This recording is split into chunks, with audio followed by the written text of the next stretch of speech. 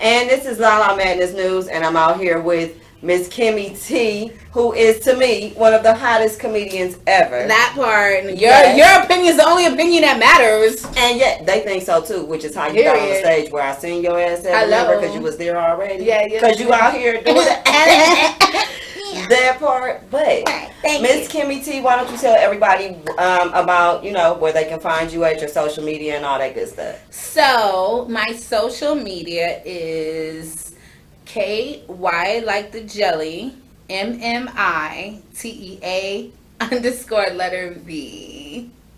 That's where you can find me on Instagram. I am also on TikTok, although they're always trying to censor me on there. Like, I'm a good, wholesome person, and I don't understand why, but it doesn't matter. You can still find me. Please, please look out for me. I am working on so many exciting things that I really do not want y'all to miss out on, because not only do I work for things for myself, I'm a huge supporter of giving back, working collectively, all of us growing together. I literally, and this is not even questions you just asked me, but I literally just came up with a name for the people who fuck with me, quite honestly. And it's not about followers with me. It is not. I don't need nobody to follow me because I'm a fucked up person. I will lead you into some bullshit sometimes. Not lead you into destruction. No, not. What you say? Not I'm not here to be your role model. I'm not here to be your role model. I'm here in some respects, yes.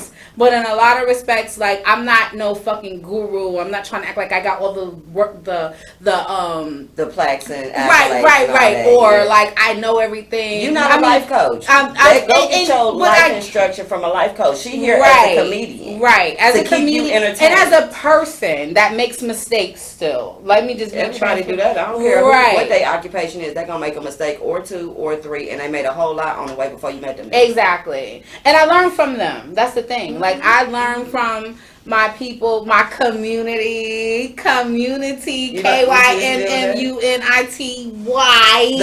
Tea community. Probably spell that T as in T, community. Oh yeah, come on!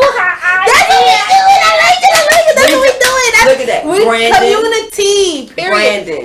Branding. Always branding. And listen, let me just say, I love being able to have dope people to bounce ideas off of, because look at that. If you don't have someone to talk to and do that, you're not able to really grow. Like, my best ideas are the things I just throw out, and I'm like, and I hear someone, I'm like, oh, you know what I mean? It's an exchange of energy. So thank you for helping me create my community, because we gonna be rich as shit. So we rich as shit. We practice. Okay, I'm gonna pay a bitch to sweat her titties for me. I'm not gonna be sweating my own titties. No, but you sweat your titties. Well, girl, I don't have that problem. I know, it's okay. Yeah. We don't want you sweating your titties at all. And I got a booty, but I don't want that sweating, because I had a chick before. Never mind, this is your interview. So wait, tell me. I live a very, I live every lifestyle you can think of. I love that.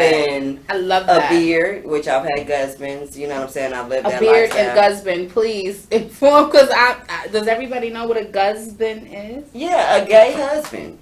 But you probably would know that if you're in the lifestyle, darling. But I've been in that lifestyle. You know what I'm saying? I like that. Yeah, a gay husband, right? Yeah. You know that gay husband that's like, that understands you. He's the only one that probably understands you. There's no embarrassment or nothing like that. Yeah, a husband. And then a beard would be the female that plays the role to help the nigga hide that he's really on the other side, because beard disguise. Right. She's the disguise. Right. I like that. You have it. So I live that lifestyle, but I don't do like chicks with sweaty asses. So anywho, that was the point of that. But you don't do chicks with what? Sweaty asses. Oh yeah. A sweaty titty is fine, because they, you know what I'm saying, that happens. It's just extra meat. But a sweaty ass, you need to wash that. But anywho, soak. That ain't what we're here for. But anyway, girl. Back to Miss Kymmie Tea. Yes, so like where now I hear a little bit of the up northness in you, and I know you're well traveled, I'm sure. So where are you like originally from, as well as where'd you grow up?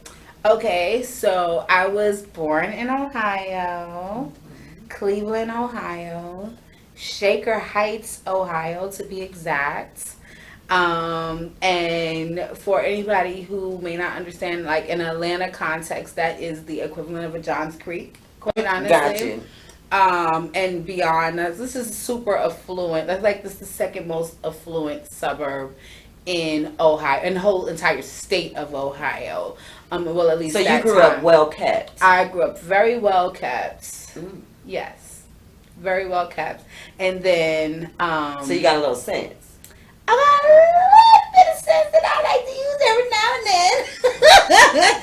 Every now and then, not too often. No, because usually, you got it's like an outlet. You still got to be normal. I have to be super normal, and as well kept as I grew up, I would never exchange my experience of living another life for shit at this point. No, you need all that shit. No, I need everything that has encompassed me to be the Kymmi that I am today. Exactly. Because how would you be able to regurgitate this stuff, relate to other people, to even make a joke for people to relate to it and for it to be funny if you don't know what the hell going on? Right. You know what I'm saying? Right. If you've only lived one life and you only see it through one fucking lens, like that shit is so super boring. And you don't have to necessarily live these lives first-handed to understand that there are other people out there that experience life different than you to be open to that. There's books, there's the internet, and now. Right. Luckily for but people still don't take advantage of it. They still are so like, this is the only, like this whole cancel culture is based on, this is the way shit is supposed to be, and if it's not like this, fuck you. What? Well, let's speak on that because I'm going to get back to our Write that down. We're coming back to that. No. We're going to talk about that right now while we're here. Well, how do you feel as a comedian? Because we know Dave Chappelle just went through that, right? With the cancel culture. And then the baby, who is an artist, we know, of course. Right. Dealing with that. How do you feel? And not saying the subject, because the subject matter is different. It doesn't even matter about the subject, quite honestly. Why should someone... Okay, my bad. How do you feel about the cancel culture as far as that one wrong statement, one wrong anything, and it may not be wrong to you. It's why people have opinions, like assholes. Everybody got one. So you can't push your objective onto somebody else or what you think or how you were raised onto what someone else should say, think, do, or act, right? Exactly. So how do you feel about the cancel culture, and do you find that you have to kind of screen your jokes at times to kind of avoid some of the cancel culture-ishness? So, shout out to Dave if you're watching this. I think you're a fucking genius.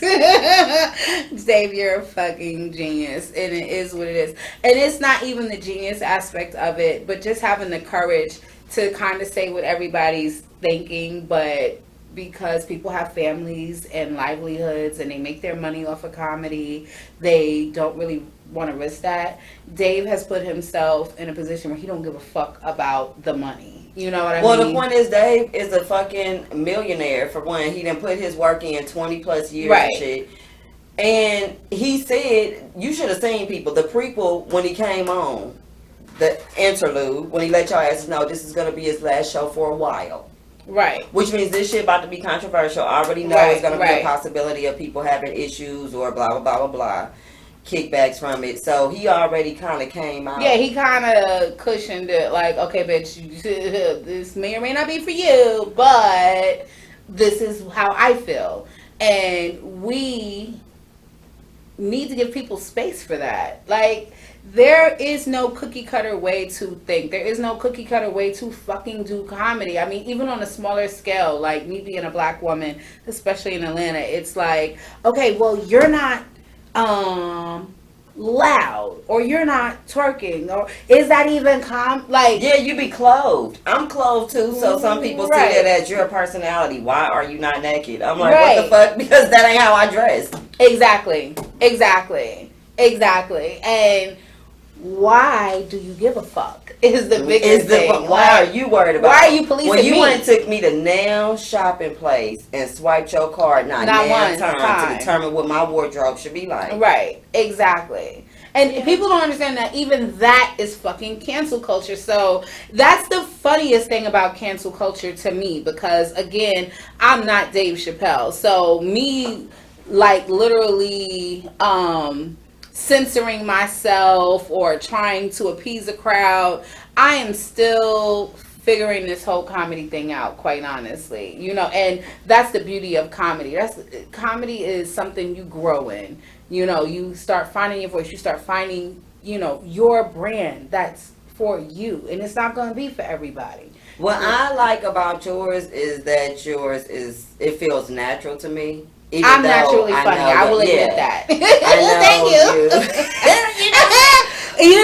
Because a lot of comedians aren't. Like, I'll have a conversation with a comedian, and I'll be like, "Oh my God, you are such a good writer," and that's fine. Right? But that's fine. The delivery, is right? Because I feel my shit. I'm a passionate person. I'm like, I love life. I love people. Those are my gifts. You know what I mean? I'm not super disciplined as a writer, quite honestly. But that's what I'm about to say. Your stuff, even if you do write, which I'm sure they do. I do. I definitely do write. Too. Please, goddamn, you fucking comedians be on my ass. I do write.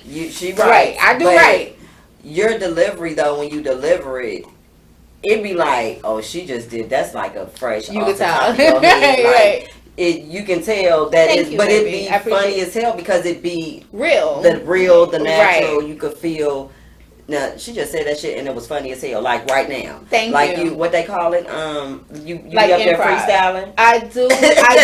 You that's the equivalent of a comedian freestyle, ladies and gentlemen. Like that. Get up there, right? She came with the rapper terminology for me. I see what she did there. And that's what you do. You do that like that. You intercross your lives. I love that. Yes. Thank you so much. I appreciate that. I really do. I'm having fun. Quite honestly, yes. I'm having fun, and that's the biggest thing for me. Is that this still feels like something engaging for me, and that's why I don't really do a lot of the politics of the comedy situation of anything. Like, it's gonna be politics. Certain stuff you probably stay away from in certain aspects to avoid the politics of it, or do you just go and be like, fuck it, I'm saying it because it's on my mind and it's how I feel? Yeah, that's pretty much how I'm still able to approach things, thank God, because again, this is my expression and I feel like I'm entitled to that, if nothing else. The same exact way, right? Exactly, that we're all entitled to that, and I'm not gonna let anybody else's freedoms fucking shrink mine. Not doing because you got big things to do. This lady has big things to do. You know what I'm saying? I surely do. I know we touched on the fact that she's from Ohio. Oh, I didn't even finish. Right? Oh, really? Okay, I told you we was gonna get sidetracked. I know. I'll let them know ahead of time. Right, they know we both ignorant as hell, so they get it. You know what I'm saying? They get it and they love it, so it's okay. But yes, I know you were born and raised in Ohio, and then from there, where'd you? From there, my mom packed us up in the middle of the night because my father was abusive. And although he was well off, so you gotta know what you kind of want when you want a rich, right? Yeah. That concept of a rich nigga. Not saying all rich niggas like to beat women up, but my father was one of them, unfortunately. And we went to New York, to Queensbridge Projects to be specific. So I'm like this, like it literally, I am a fucking white girl in the project being dumped into the middle of Queensbridge Projects. Just because my skin was black did not mean a motherfucking thing, because I did not really have a black experience. Like, I had black cousins that lived in Cleveland, and like I went over there, but it wasn't the same. No, because they act how they need to act. You know what I'm saying? Right. It wasn't. They were still, they were pretty well off too. Although they were in like I lived in a super white. So I went to school. It was the only black person, but when I went to my cousins, that was like a suburb of upper class black people. You know what I mean? Thank you. Mm-hmm. Oh, yeah, you looking crazy. Thank you. I appreciate you. So my experience with like the hood, I had none. I didn't even know about it. Once you got... I was in the 3rd grade. That's like the pivotal point. The pivotal point. Dun, dun, okay. Dun, 3rd grade. Exactly. You know what I'm saying? Exactly. How did you adjust? Or did you? Well, you had to when you came out. So the thing that's super interesting, even when I look at like this whole cancel culture situation, is like, I've been living that shit my whole life. So can't nobody tell me shit about Kim. Period. Like, bitch, this been my life forever. You know what I'm saying? Motherfucker been telling me, oh, you not black enough, you not white enough. You know what I'm saying? Oh, you a white girl. They call me a valley girl. Black body. All the time. You know so what? you can't fucking, like, when I get online, the motherfuckers be like, oh, you know, black women this or black people that, or you gotta deal with that. whatever label that they trying to force down my throat. Like, I have my throat so strong now. Exercises too.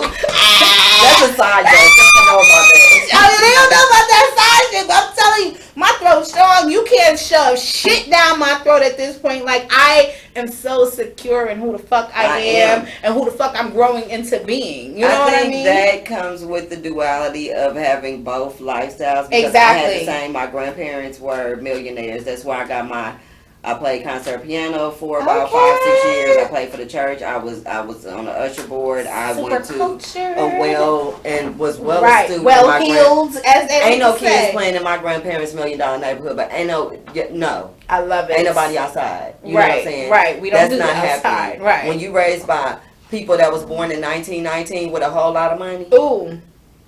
You're not about to act up in here. You're gonna know how to sit. Because they're gonna make you sit. You know, it was all about appearances for them folks. So you're not gonna be out here acting like no. Oh no. And then though, my mother, who chose not to live in the elite lifestyle, decided to move to the projects and have her children. Right. So, which would be me and my 3 siblings. But look at how we had to do it. They came and got me on the weekends, summers, Christmas, all that. I even lived with them at certain parts in my adolescence. But that is where I got you're going to learn how to garden, you're going to learn about the almanac, you're going to learn how to make money and do carpentry and cut grass and all that to put in your bank account. I love it. For college. But that's not what's happening in the hood when I go to school Monday through Friday. Mm-hmm. So then you're trying to put them together. Like, how is this gonna? That shit is a clusterfuck. I'm telling you. I know. So it's like you just came from the hood all week, so you gotta come to church. You gotta be around the astute people. But then when you go back, you're going back. You gotta be able to be in the mix of that shit. Yes, ma'am. So I get it. I love it. Look at that. We didn't even know that. I like it. I know, but it does give you a duality of for real things that are missed on both ends. Right. So you know things that you're able to probably relate to both sides because you know what each side probably doesn't get too much of, exactly. Or where they may have a certain perception of one side, but it's because they really haven't experienced that part that you have, or was blessed to experience. I call it a blessing when you're able to have a dual. It really is. It really is a super mega blessing, and that's exactly how I see it at this point. Like, I ain't gonna lie, when we went to Queensbridge, like, I never seen a roach, like, I never seen none of that shit, and I wanted to go back to Ohio so bad. Like, I was like, this, like, you know, I was a pampered ass fucking kid growing up. I had furs, and you know, my father gave your ass another damn thought, didn't they? What you said? Them roaches gave you another thought. Yeah. Why are they in the house? All the way together. Yeah. They did, but I'm gonna tell you now. Throw me in that shit. I'm good. Like, I'm ready because you know what to expect. You kind of know, and that shit is a benefit. It really is because I can literally move through every world. You know, what I mean? You can like think and know what people gonna possibly do and say before because you already. Exactly. Y'all better know we up on game. Exactly. Okay? Exactly. So it may seem like one thing to some people looking out. Some people looking in like, like, best believe baby girl always has a master plan for every fucking thing that I do. And I'm really big on my people. That's because they're making an uneducated guest, girl. Well, yeah, from where they at. From where they at. And you know what? I'll take that. You know what I mean? Because a lot of shit that I don't know about, and I make assumptions. So I'm not going to take that vulnerability from anyone. Be like, oh, you don't know. Like, because it was a time, and that's another thing with cancel culture. There's no patience given to people. Like, we are in a state of learning and evolving like never before. We have the internet at our hands. People are, you know, constantly like, you know, even when you just said 1919, I'm like, yo, in my head, I'm like, yo, her fucking timeline is crazy. For them to be millionaires in 1919. My you grandpa ain't- was born in right. 1919. My mama wasn't born until 1948. Oh, okay. So Okay. my mama was old as hell before I was even born. Right. And my grandpa was born at the damn turn of the damn century, child. So. But they were millionaires, is what Yeah. I'm saying. So, and you They know were that. That's the difference. But no, they started out, they trained me well to know we started picking cotton. Right. We were sharecroppers. We were not slaves. They Right. trained me up on that. But then they let me know this is why you're going out to cut grass and do this and that. They cut the grass. You cut the grass in front of the house. They're gonna pay you to put money in your account, but you're gonna understand the value of working. Right. So you know nothing is given to you. I love it. Okay, but they were real estate brokers. He went to the Army and then ended up moving from Louisiana to California and opened a real estate brokerage and had a real estate brokerage from 1940 to 2001. Okay. I love my So- people. Yeah. Yes. But it started from picking cotton. Right. And Mhm. that's fine. Mhm. You understand? And that's fine. But the fact that you know that, you know what I mean? And that's the part that be missing. Like those missing pieces. Like you The sit there and you try to generational put gaps, right. maybe. Well, even when you're like putting a puzzle together, your own personal life puzzle together, you got all these pieces missing. You know what I mean? Mm. Like, can you imagine? And this is what a lot of us as Black people are missing. Like, I know a lot of my family history. I don't know it all, but I do know sharecropping. Right. They were educators. They were not fucking slaves all the time. You I understand? mean, But now you gotta when go get- through Ancestry and 23andMe to find out who the hell you came well, from. no, Nobody I'm not knows fucking with that. them like that We because know, you get the point. We know why not. right. But, I ain't fucking with folks. you know. But a lot of us didn't come from that, so we have that to stand on. That's prideful for me. That's prideful If you for know it. you. Somebody If needs you to tell know you. it, Right. You understand? Somebody if you needs know, to tell so you. I'm huge on like, yo, go to your family. I miss my family so much after this COVID shit. Like I love my family because my family is so dope. That same shit you sitting here telling me is the stories that my family give me, and I'm like, yo, ain't nobody gonna tell me I'm a sorry ass bitch. I can't do shit. What Because the if they hell? did it back then, and that's the blood that I got in me, Girl, y'all my be grandpa told damn. me about sharing a pair of shoes with his brother to go to school. Now, if y'all doing all that, should no Okay. kid today complain about a damn school bus that come to your front door and To pick your you up? door? Your door? That's what I'm saying. We had it a little different, but we were able to get the experience Right. from both sides, Mhm. the affluent side and also the side in different areas, you know, whether Right. it's the projects, the hood, a different part of town. Right. Because places I moved to, people told me, oh, that's a bad part. I was like, where? I'm from Oakland, California. Nigga, ain't nothing bad over here. I'm good. I'm I'm from good. the hood. Yeah. Right, I'm fine. good. So, I'll be alright. bad to somebody else is not always bad to Right. us. But, you know, anywho.